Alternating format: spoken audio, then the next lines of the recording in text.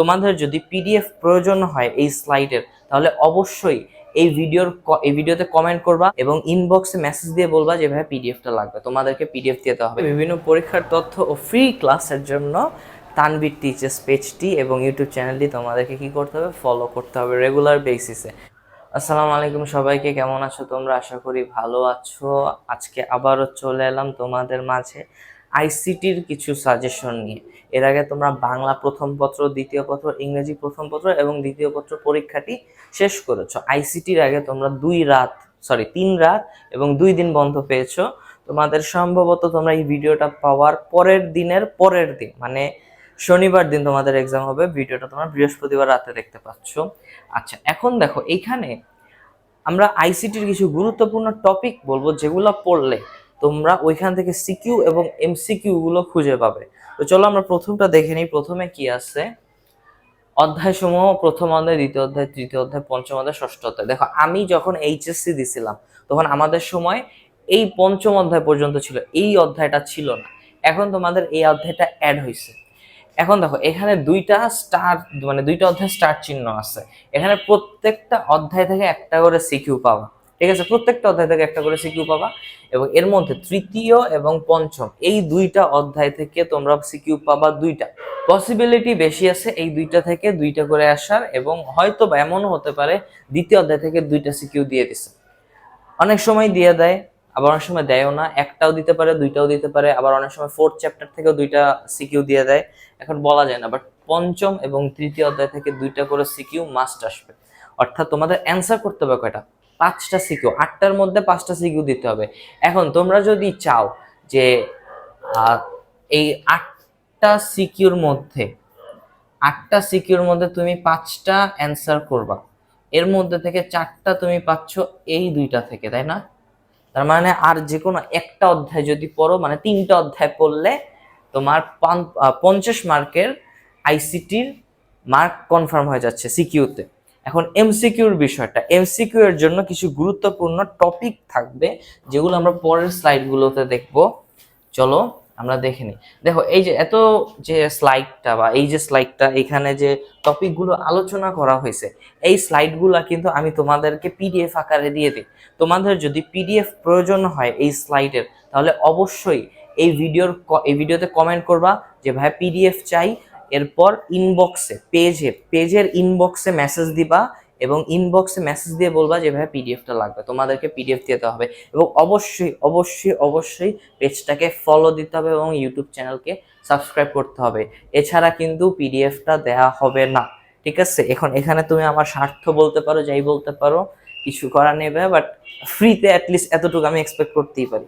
আচ্ছা চলো আমরা দেখে নিই প্রথম অধ্যায় কি কি আছে। প্রথম অধ্যায় দেখো, তথ্য ও যোগাযোগ প্রযুক্তি। প্রথম অধ্যায় আমরা দেখতেছি কৃত্রিম বুদ্ধিমত্তা। এইখান থেকে কোশ্চেন আসার সম্ভাবনা বেশি, কারণ বর্তমানে কিন্তু এআইটা একটু ট্রেন্ডি আসছে, ঠিক আছে? সো ওইখানে তোমার কৃত্রিম বুদ্ধিমত্তা থেকে কোশ্চেন আসার সম্ভাবনা বেশি। আচ্ছা, এবার রোবোটিক্স আছে। তারপর তোমার এখানে দেখো ক্রায়োসার্জারি। এইটা আমি শুনতেছি এটা নাকি তোমাদের বাদ, ঠিক আছে? সো বাদ হইলে পড়ার দরকার নেই এটা, বাট এটা একটা ইম্পর্টেন্ট টপিকের মধ্যে একটা। যদি বাদ হয়ে থাকে তোমাদের এইচএসসি 26 জন্য, তাহলে এটা পড়বা না, এটা বাদ। যদি বাদ না হয়ে থাকে তাহলে এটাও পড়বা, ঠিক আছে? তোমাদের উপর নির্ভর করতেছে। মহাকাশ অভিযান, তারপর প্রতিরক্ষা, বায়োমেট্রিক্স বা informatics, genetic engineering, nano technology, virtual reality আর কৃত্রিম বুদ্ধিমত্তা এবং রোবোটিক্স। এই তিনটা থেকে কোশ্চেন বেশি হয়, ঠিক আছে? এই যে কৃত্রিম বুদ্ধিমত্তা, আর হচ্ছে রোবোটিক্স, তারপর হচ্ছে ভার্চুয়াল রিয়ালিটি, এগুলা থেকে কোশ্চেন বেশি আসে। সো এই তিনটা ভালো করে পড়বা, বাকিগুলা যেভাবেই পড়ো না কেন, এই তিনটা সিকিউর জন্য মোস্ট ইম্পর্টেন্ট, এই তিনটা পড়তে হবেই।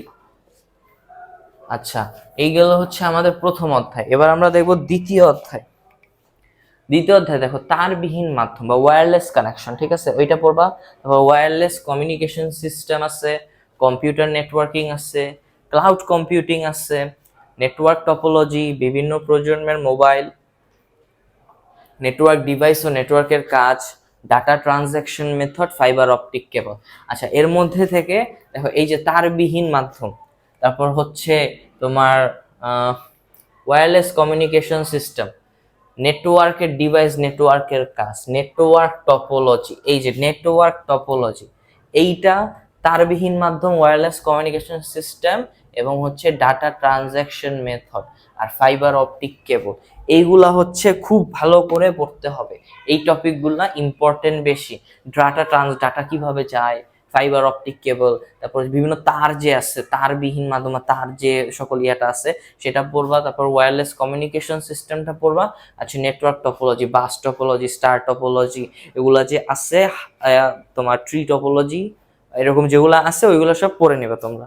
তারপর যাই তৃতীয় অধ্যায়। তৃতীয় অধ্যায় দেখো বুলিয়ান অ্যালজেব্রা, ডিজিটাল ডিভাইস। দেখো তৃতীয় অধ্যায় থেকে দুই টপিক থেকে কোশ্চেন হয়। একটা টপিক হচ্ছে এইটা, ঠিক আছে, সংখ্যা রূপান্তর থেকে তোমাকে একটা কোশ্চেন দিবে, ঠিক আছে, মানে সংখ্যা রূপান্তর পদ্ধতি থেকে। আরেকটা কোশ্চেন দিবে তোমাকে গেট থেকে, লজিক গেট। তারপর তোমার আলজেব্রা যে আছে, তোমার A A not B, B not A, এইখান থেকে একটা কোশ্চেন দিবে। এই দুইটা টপিক থেকে দুইটা কোশ্চেন আসে অলওয়েজ তৃতীয় অধ্যায় থেকে। তো যেটা তুমি করো তোমার ইচ্ছা।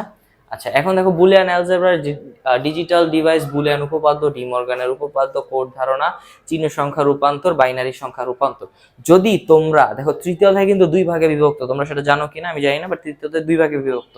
যদি তোমরা তৃতীয় অধ্যায় থেকে একটা কোশ্চেন অ্যান্সার করতে চাও জাস্ট শুধুমাত্র সংখ্যা রূপান্তর থেকে, তাহলে 3.1 মানে প্রথম ভাগটা পড়লেই হবে। গেট পড়ে গেলে গেট থেকে অ্যান্সার করতে পারবা। এনকোডার ডিকোডারটা সহজ অনেক, ঠিক আছে। যদি এনকোডার ডিকোডার তোমাদেরকে দেয় তাহলে আমি বলবো তোমরা এটা অ্যান্সার করে দাও, কারণ এটা খুবই সহজ। এইভাবে 1 যায় আর এইভাবে 1 আসে, কোনাকুনি অ্যান্সার করে দিলে খুবই সহজ। আচ্ছা, তো এই টপিকগুলো তোমরা পড়বা। মৌলিক গেট, এই যে এই গেটগুলা থেকে কোশ্চেন আসে, আর না হয় এনকোডার ডিকোডার থেকে কোশ্চেন দেয়। রেজিস্টার থেকে সিকিউ দেয়। খ নাম্বারে হয়তো বলতে পারে রেজিস্টার কি সেটা ব্যাখ্যা করো, অ্যাডার কি, বাইনারি অ্যাডার কি। বাট বাইনারি সংখ্যা রূপান্তর, আচ্ছা বাইনারি সংখ্যা রূপান্তর, শুধুমাত্র বাইনারি না, এখানে ভুল দিছি, সংখ্যা রূপান্তর পুরোটাই পড়বা। বাইনারি থেকে অক্টাল, অক্টাল থেকে ডেসিমাল, ডেসিমাল থেকে তোমার মানে যত প্রকার 12টা নিয়ম আছে সম্ভবত, হ্যাঁ 12টা নিয়ম আছে রূপান্তরের, 12টা নিয়মই পড়বা। ওকে, তারপর আমরা চতুর্থ অধ্যায় দেখি এইচটিএমএল। দেখো এইচটিএমএল ফোর্থ চ্যাপ্টার থেকেও দুই ধরনের কোশ্চেন হয়, ঠিক আছে, মানে দুইটা টপিকে। তৃতীয় অধ্যায় থেকে যেমন দুই ভাগে প্রশ্ন করা হয়, ফোর্থ চ্যাপ্টার থেকেও দুই ভাগে কোশ্চেন করা হয়। এক হচ্ছে কি, টেবিল দেওয়া থাকে, টেবিলটার কোড এইচটিএমএল কোড লিখতে হয়। আরেকটা হচ্ছে বিভিন্ন ওয়েবসাইটের কাঠামো বলা হয়, যে এ দেখলো ওয়েবসাইটটা এরকম ওইরকম, সে যে ওয়েবসাইটটা দেখলো এই ওয়েবসাইটটা কি ধরনের ওয়েবসাইটটা ব্যাখ্যা করো। এই দুই ধরনের সিকিউর মধ্যে থেকে যে কোনো একটা আসে। আশা করা যায় টেবিল থেকে কোশ্চেন একটা থাকবে। আমাদের বেলায় কি হয়েছিল জানো, আমাদের বেলায় ফোর্থ চ্যাপ্টার আমি খুব ভালো করে পড়ে গেছিলাম, আমাদের ফোর্থ চ্যাপ্টার থেকে কোশ্চেনই দেয়নি। চিন্তা করে দেখো, ফোর্থ চ্যাপ্টার থেকে একটা কোশ্চেনও আসেনি। তোমাদের ইনশাল্লাহ দিবে, তোমরা সেই চিন্তা করো না। তো এখান থেকে টেবিল, ওয়েবসাইট, এটা তো সহজ। টেবিলটা যারা করতে পারো, এইচটিএমএল খুবই সহজ একটা চ্যাপ্টার আমি মনে করি যে 1, 2 আর 4 এই তিনটা চ্যাপ্টারে কেউ কখনো আটকায় না। এই তিনটা চ্যাপ্টারে না আটকানোর কারণ কি, কারণ এইগুলা খুবই সহজ, মানে সিম্পল মেথডে বোঝানো হয়েছে। তৃতীয় অধ্যায় সংখ্যা রূপান্তর পদ্ধতি কেউ পারলেও গেটে আটকে যায়। পঞ্চম অধ্যায় কোডিং এ মানুষ আটকে যায়। ফ্লো চার্ট ঠিকই পারে, তারপর তোমার ওই ফ্লো চার্টটাকে যে ব্যাখ্যা করে লিখতে হয়, অ্যালগোরিদম লেখা, সেটাও সবাই পারে। অ্যালগোরিদম, ফ্লো চার্ট পারে, কিন্তু মেইন যে কোডটা লিখতে হবে, সি প্রোগ্রাম, ওইটার পারে না। তো ওইখান থেকে কিন্তু মানে কিছু না কিছু জায়গায় আটকাইলো, 1, 2, 4-এ কেউ আটকায় না। সো এই তিনটা চ্যাপ্টার ভালো করে পড়তে পারো, যে এই তিনটা চ্যাপ্টার থেকে সম্ভবত 3টা কি 4টা কোশ্চেন দিয়ে দিবে সিকিউ। বাকি এখন তোমাদের ইচ্ছা, এই টপিকগুলো ফোর্থ চ্যাপ্টার থেকে পড়বে। এবার সাথে দেখি ফিফথ চ্যাপ্টারে কি আছে। ফিফথ চ্যাপ্টারে ভালো জিনিসই আছে, ঠিক আছে। ধ্রুবক, চলক, রাশিমালা, keyword, input output statement, array, function, সংখ্যার গড় নির্ণয়, অনুবাদ, প্রোগ্রাম তৈরির ধাপসমূহ, অ্যালগোরিদম, ফ্লোচার্ট। এই প্রোগ্রাম তৈরির ধাপসমূহ, অ্যালগোরিদম, ফ্লোচার্ট খুবই ইম্পর্টেন্ট, এটা পড়বা। উচ্চ স্তরের ভাষা, প্রোগ্রামের ভাষা, মেশিন ভাষা, মধ্যম স্তরের ভাষা, এগুলা থেকে হচ্ছে খ নাম্বার সিকিউ দিবে, ক নাম্বার সিকিউ দিবে, আর না হয় এমসিকিউ আসবে, ঠিক আছে। এগুলা তোমার সিকিউতে খুব কম আসে না আমি বলবো না, কম আসে। ম্যাক্সিমাম থাকবে ফ্লোচার্ট, অ্যালগোরিদম আর সি প্রোগ্রাম, ঠিক আছে। আর হচ্ছে গিয়ে সংখ্যার গড় নির্ণয়, মানে এগুলারই তোমাকে সি প্রোগ্রাম, ফ্লোচার্ট ঘুরায় ফিরে করতে হবে। ওকে, পঞ্চম অধ্যায় এগুলো পড়বে ভালো করে, এইটা বেশি ভালো করে পড়বে একটু। এখান থেকে সিকিউ আসার সম্ভাবনা 90%। ঠিক আছে, আর এইগুলা থেকে আসবে হচ্ছে ক খ সিকিউ আর হচ্ছে এমসিকিউ গুলা, এই দুইটা পার্টের জন্য ইম্পর্টেন্ট বেশি।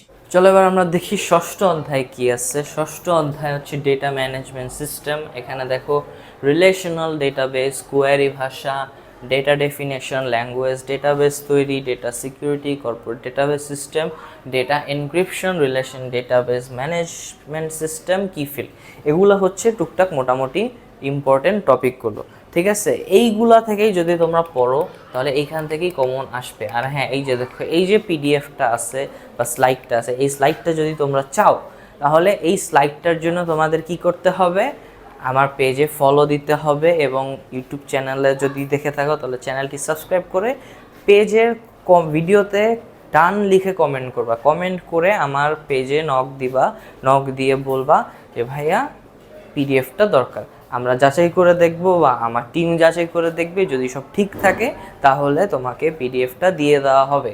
ওকে, সো দেখো, ধন্যবাদ সবাইকে। বিভিন্ন পরীক্ষার তথ্য ও ফ্রি ক্লাসের জন্য তানভীর টিচার্স পেজটি এবং ইউটিউব চ্যানেলটি তোমাদেরকে কী করতে হবে, ফলো করতে হবে রেগুলার বেসিসে।